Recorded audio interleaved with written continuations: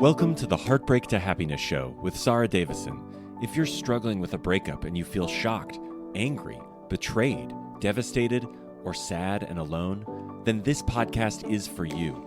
Best-selling author and award-winning host Sarah Davison shares how you too can get on with your life to heal, grow, and move from heartbreak to happiness.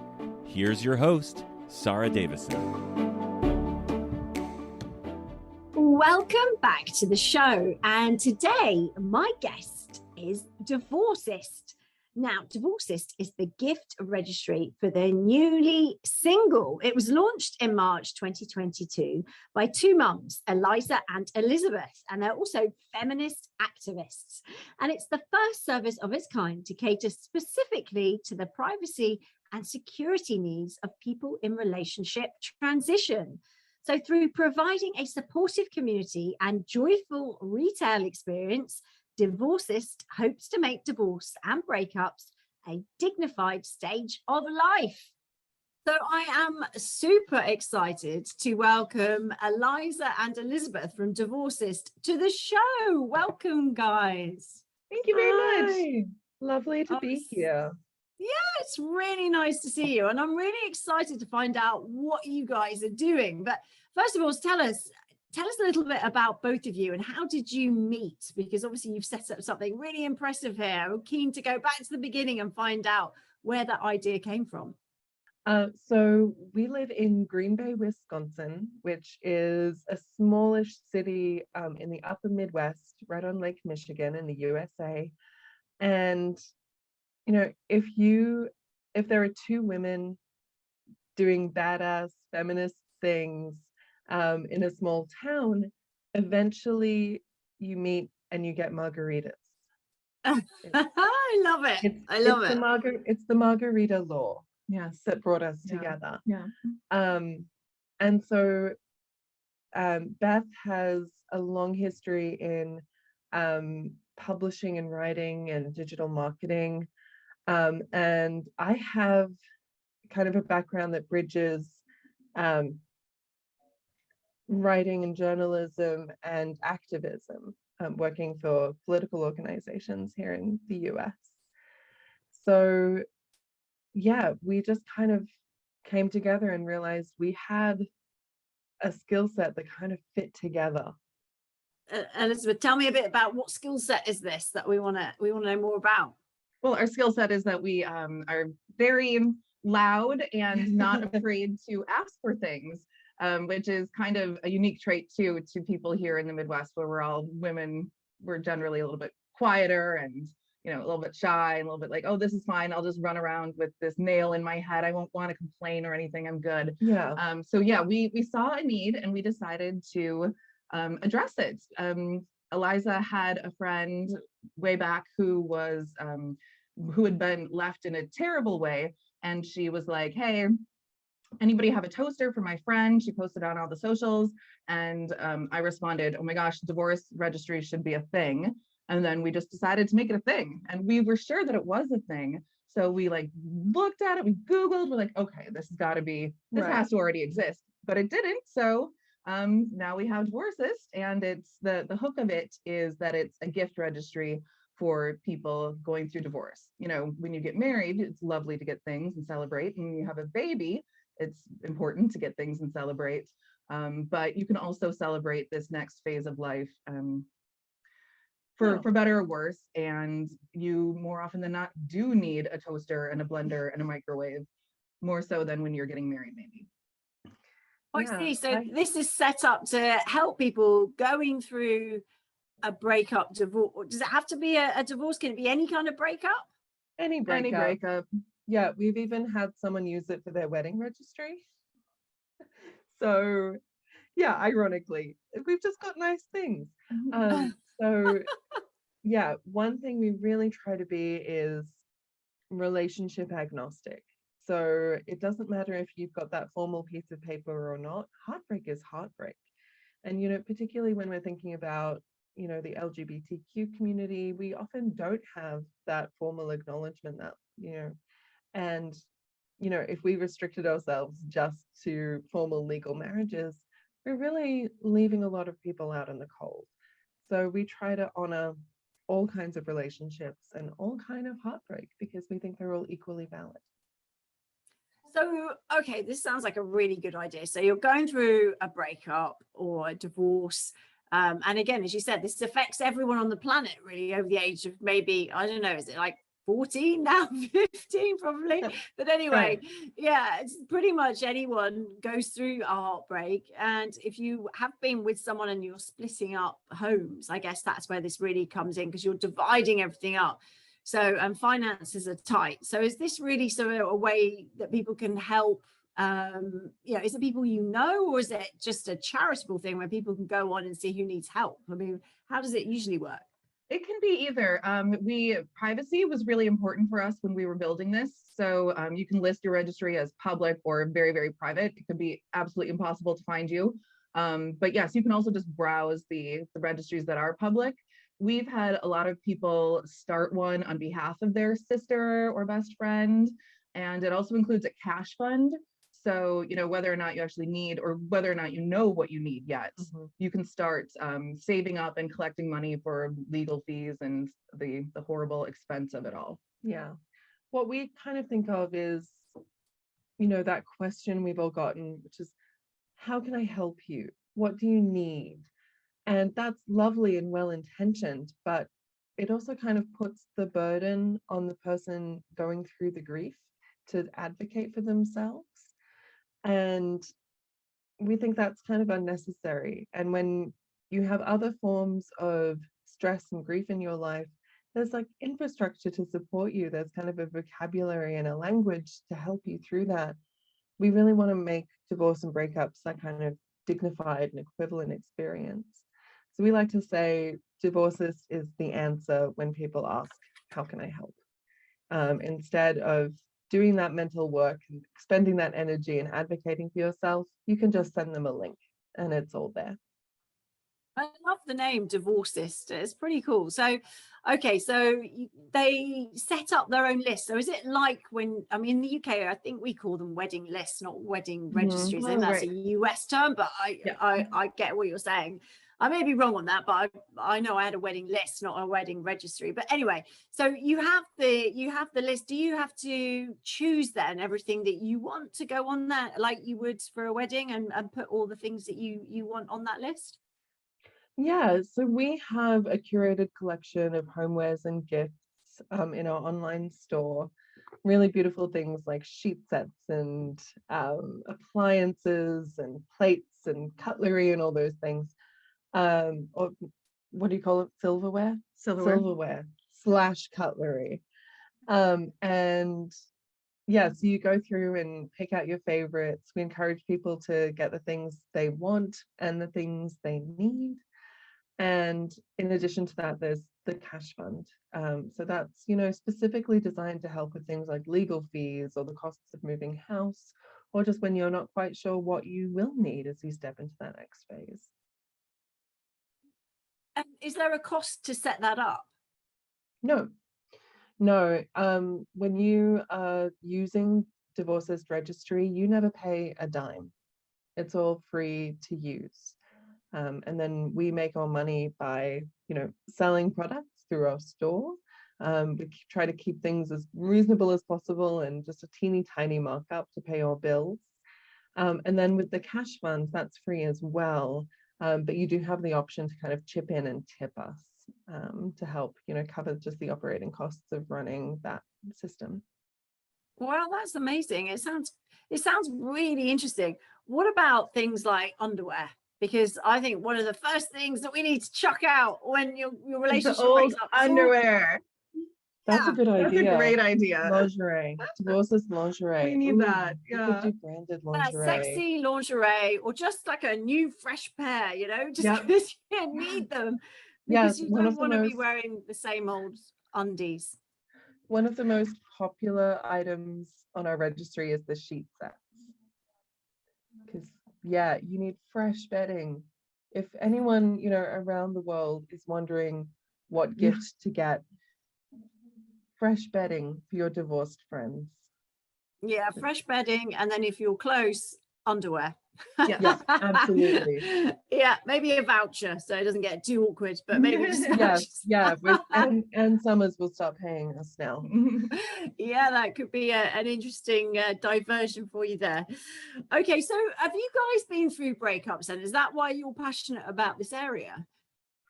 Yeah, I've been divorced twice. So we say we've got 2 divorces between us, and I've got both of them. So you're welcome, Eliza. No big deal. The first time I got married and divorced was when I was just younger and stupid and just felt like I should get married for the sake of it because everybody was. And it was a beautiful wedding. I had the nicest wedding. It was lovely. And then the second time I got married, it was just like, bam, I was so in love with this guy. It was just like, wow, God put me in this person's life for a reason. This is it. This is the rest of this is my happily ever after. And then that fizzled out super fast once I got pregnant. So yeah, then my most influential and worst of the 2 divorces was when my son was about 1.5 years, 2 years old, and we were just going through it. And it turns out he wasn't the person I thought he was. Whoops, having known him for 3 months. What? Who could have predicted that? But yeah, it got really ugly and really expensive. And I had the most supportive friends and family. So grateful. So I always knew that I was going to be okay, like for money, because I knew my mom would help. And all my friends were so amazing. But when they were trying to be helpful, sometimes they would just send me like article after article. My sister was very concerned about not screwing up my kid. They're very close. So she wanted to make sure that I wouldn't mess that up. So she would send me just, random articles on you're doing this wrong or you're doing this right. It's pretty much always wrong. And so, yeah, so when we developed the content side of things, I really wanted to make sure that what we had was a reliable source for people just to go here. No reason to just like look on all the other scary sites. Go to Divorcist, get the information you need from reliable, trusted sources. So yeah, it's more the information content, and Eliza was very committed to having the durable goods available as well. Okay, so tell me about the information and the content on there. So what can you find out on there as well? So like situations like how to co-parent your pets. When should your child see a therapist? Do you want to have arbitrated divorce, or do you want to have a mediated divorce? All your options, basically, from the contemplation stage of I think I should be going to co-parenting after. So we really run the gamut. Yeah, one of our most popular articles is can I continue seeing my stepkids? Because people who break up their blended families, and what a tricky situation that is. Because as a step parent, at least in the United States, you have no legal rights to these children that maybe you raised since they were tiny, and maybe you do have a relationship with them. So, and if it goes bad with your ex, then yeah. And I think in that case, people are just reaching out for any information they can to just validate that their grief matters, and that their position as parents and step parents and carers is acknowledged. That's a really tough situation, and people are really just desperate for that kind of information that seems to be in a bit of a vacuum. Absolutely. And as both women and feminists and activists, what is the state of divorce in the US? Like, is there still that big stigma, do you find? And how does the female role play out with that? Yeah, it depends on what state you're in. Each state has their own divorce laws. I know Texas is much more likely to give the mother, again, not for better or worse, to give the mother more custody and to just like assume that the mom is going to take care of the child. Wisconsin is pretty much 50-50, like no matter what, you could be the worst person and you would still have 50% access to your child under most situations. So it's not great. There's still a lot of stigma in some communities, depending on like what your faith background is, what your upbringing is. When I was getting divorced, I didn't feel that there was a stigma, just because I knew that it was absolutely the thing that I had to do. So nobody was like, I guess even if they were like, ooh, wow, I didn't care, because I knew that it was something I had to do. Yeah. I think where we live, there's a very large Catholic community, and I think that still, um, has a big influence. Like my mother-in-law has been divorced twice, and she's not allowed to take communion, and she sits in the pew when the rest of the family goes up, and that has to sting. And you've got to take that, out of the church and into the rest of your life. So I think there's a lot of ways to go. And I think, it's also worth saying we're both white ladies. I'm an immigrant, but we're both Caucasian. And that has a big significance here in America. I'm not sure if you've heard. And there's a big variation across racial identities in how divorce is treated. And yeah, we'd be remiss if we didn't acknowledge that. I think it's significantly easier for white people because of the cultural trappings, but also just, the access to resources, the economic advantages that we innately have here. That's really interesting to hear. And I guess, everybody's different too, right? So everybody deals with things differently, and there's different beliefs, and as you said, different faiths that look at things in different ways, but also communities and attitudes, and also generations. I think millennials now have a much more, sort of approach of being open-minded to these things. There's not so much stigma, whereas maybe older generations still see those certain patterns, and that maybe is why they're stuck so much. Is that what you see in the States? Yeah, I mean, I think part of why Divorcist is working and why this idea resonates with people is, I'm 34, I'm a classic right bang in the middle of the millennial generation.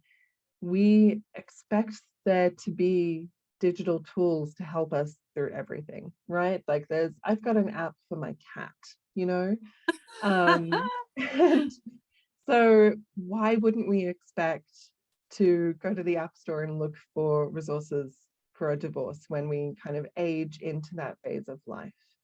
So, we're trying to build the technology that not just helps people, but that people really expect and deserve.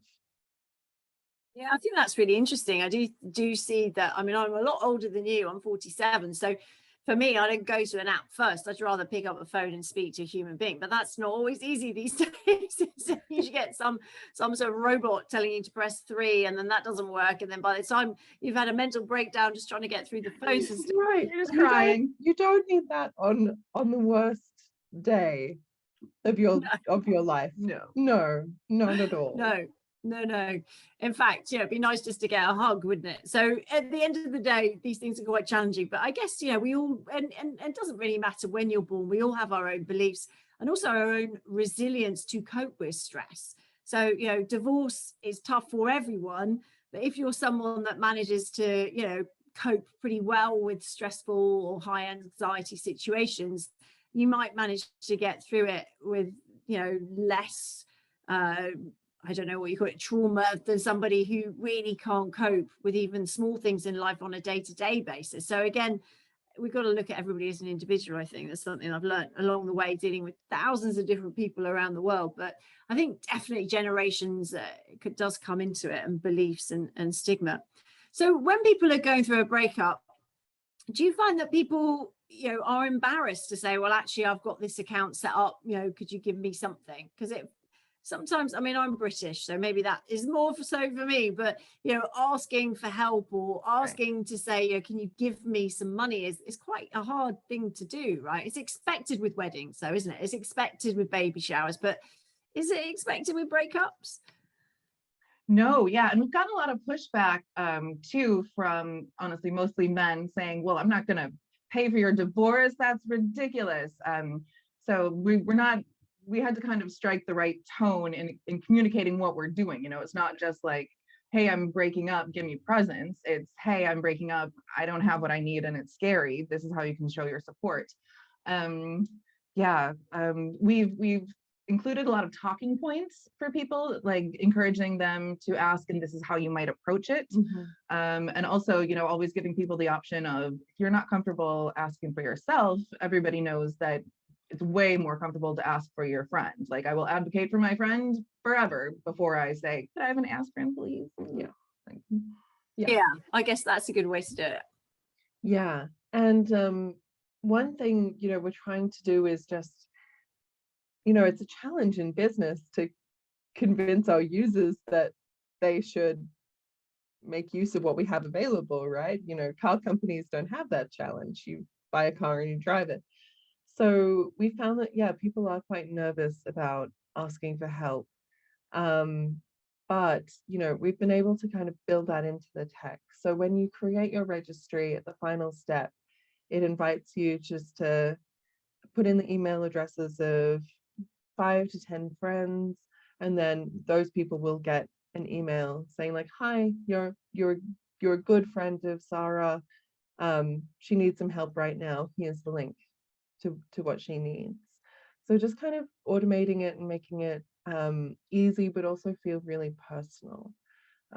So that we're taking on that burden for people, because we're very comfortable asking for gifts and money and presents all day. So we'll take that on for you, so you can get on with the business of healing and taking care of yourself and your family. I like that idea, because I think that could be quite awkward. But do you find that most people who get an email then do actually say, yeah, okay, I'll help? Yeah, the support can be quite overwhelming. When it works, when it happens, when the community does show up for people. The cash fund is working really well, because it's just so easy, and people can see the immediate benefit of just contributing cash. We encourage people to kind of give a bit of a pitch when they're setting up their registry and describe, what they need the resources for. And a lot of the time it's for kids. It's to, keep them in summer sport, or, pay school fees, things like that, just to provide that continuity. And I think it's those registries where it's not necessarily about the individual, but it's about their family well-being. Those are the ones that have the most success. And then of course we have. Sorry, I was just going to say that whenever kids are involved, I think that does tug at the heartstrings a lot more, doesn't it? And it's like, right, okay, I can't see a child suffer, so yeah, here you go. Right. So yeah, I think that's good. And I was going to talk about your better off boxes, because that to me sounds awesome. So tell us a little bit there about what is a better off box. Yeah, it's a collection of items inspired to make a person feel loved and appreciated and empowered, even from afar. I had two notable care packages when I was getting divorced. One from my friend Stella in Ireland, and I still use the nice comfy pashmina shawl that she gave me to this day. And my best friend Stephanie in New York sent me a collection that included brightening eye stuff to even if you don't feel like it, you can at least look like you're somewhat together, like you haven't been crying for 12 hours. Right. Yeah. So yeah, we put together a bunch of items meant to make you feel good. You know the more the details of the items. Yeah, so I mean, we want it to feel like a box of comfort when you open it up. We just had someone in Ohio ship one to a friend in Florida. It's just so personal. And so when you open up, the first thing you see is a handwritten note. I write the notes because my handwriting is better. It's true. Yeah. And Play to our strengths. Yeah. With a custom note that whoever's purchasing the box writes. And so it feels really intimate. Getting this, written on a piece of paper, it feels really warm. And then you have, things like bath salts and tea and a lovely little blanket that doubles as a beach towel for that, divorce vacation that we know is so important. And just, those little touches that affirmation cards. Positive affirmations. Yeah. And one thing we're really proud of is the self-care checklist. So this is designed to just put on your fridge, and it's got things like drink water. No, really, drink water. Like, go Water, outside. yeah. Yeah. Have you spoken to someone who doesn't live in your house? Do that. And, just like things that really tell you that you're in survival mode right now and that's okay. And I think that's exactly what I would have loved to receive when I was heartbroken. Sounds great. And what's the price range for those? We sell them at $59 US. So what's that, about £40? Yeah. £45, something like that. Yeah. Okay. Yeah. Brilliant. So, Sounds good. yeah, So is that available around the world, or is it only just for US? US and Canada at this point. Okay.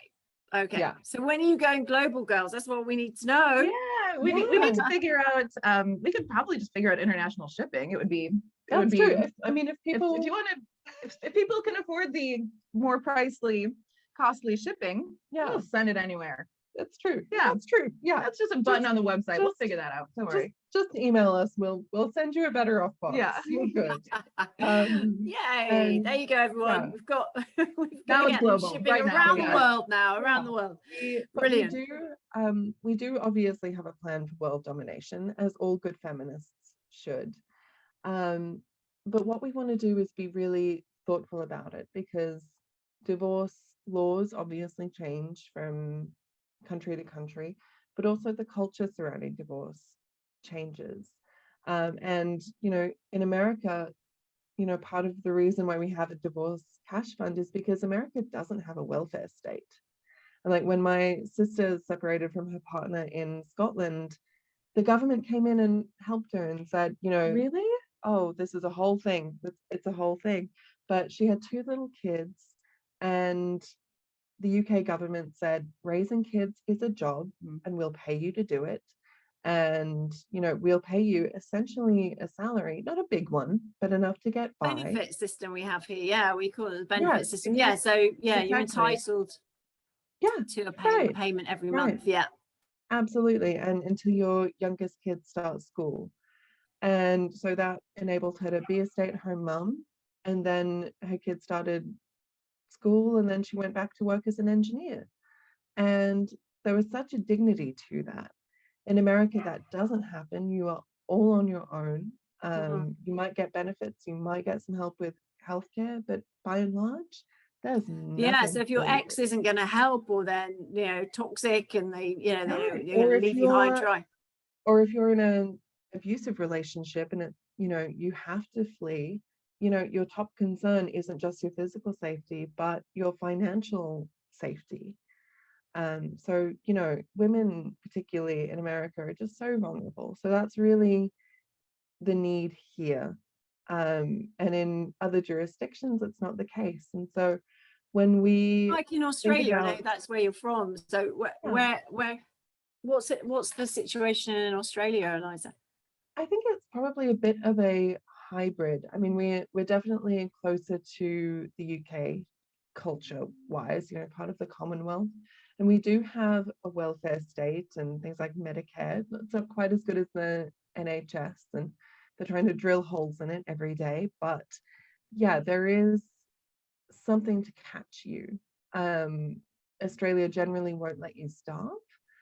But we also know that there is an absolute epidemic of violence against women happening in Australia right now. There are so many Australian women and children being murdered by husbands and fathers.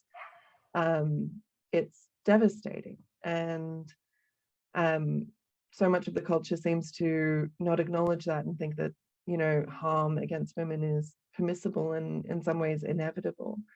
So, if we were to launch Divorcist Australia, that would be a big focus. It would be about navigating Centrelink and the benefit system, how to, get all your kids back onto Medicare after Medibank. I'm going back into the archive here for these words. It's been too long. But then, thinking, if we were to launch Divorcist UK, we'd have to have guides on enrolling in universal credit, all those things. And then we would launch Divorcist Ireland and say, we're all Catholic. How does this work? So about the practicalities, but also the culture and the language about these things. So yeah, we can't just take Divorcist USA and cookie cutter it across the world, because it wouldn't work. So if you want to launch, Divorcist South Africa, get in touch. Yeah, it'd be nice to spend some time there. Okay, fab. Well, this is great, guys, and I think it's really interesting, and your personal stories and your personalities obviously shine through. So it's really exciting. Tell everybody where they can find out more about what you're doing and visit your website. Yeah, so go to divorcist.com. So DIVORST. CIST. Let me do that again. I'm notoriously bad at this. You do it. Yeah, so you can go to our website, divorcist.com, divorcist.com, and follow us on any of the socials, and we will be here for you.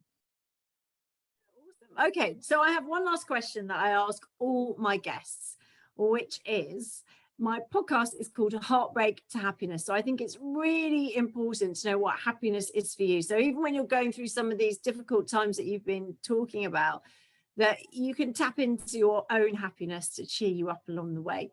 So what is happiness for both of you, Eliza?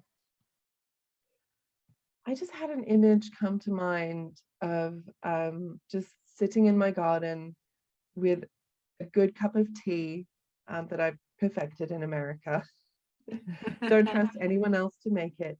And I'm just watching my little girl play, and it's just, we're in our little bubble and we're happy. And, I know that, I can pay the mortgage next month, and that sense of just security. It's so simple, but so precarious for a lot of people. That's what comes to mind.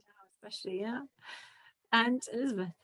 Yeah, when I was getting divorced, it really, it was the worst ever, but it really helped simplify things for me. So at the end of the day, I knew that if my child was happy and okay, everything was going to be okay. So maybe that was a little unfair for me to put all of the burden on him, but it's gotten less though. But finding happiness for me during that time, and still, was if I could make him giggle uncontrollably, and sometimes to the point of just wetting his little diaper pants, then I knew that it was going to be okay, and that this was happiness for me. So it's still, if I can make my kid laugh every day, then I'm happy.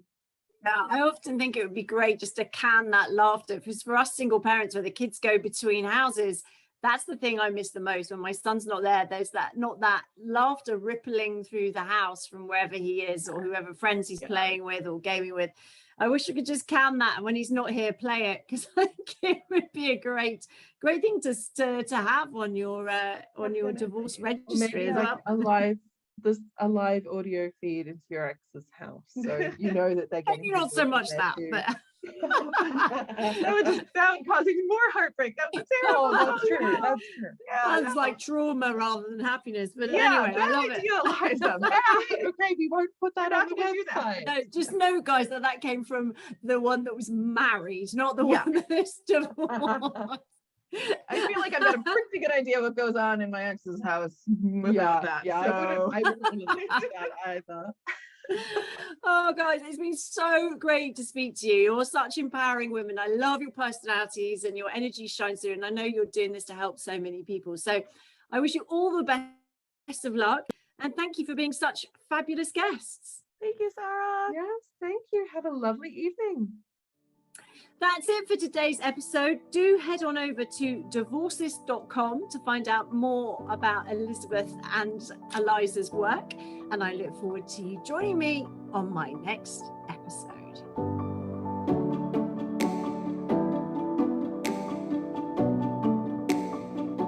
That's it for today's episode of Heartbreak to Happiness.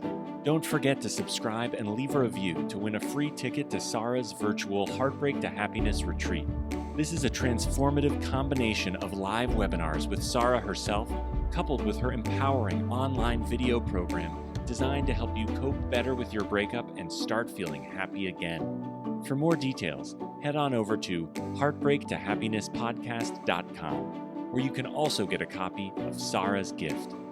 Thank you, and join us again on the next episode for another dose of Heartbreak to Happiness.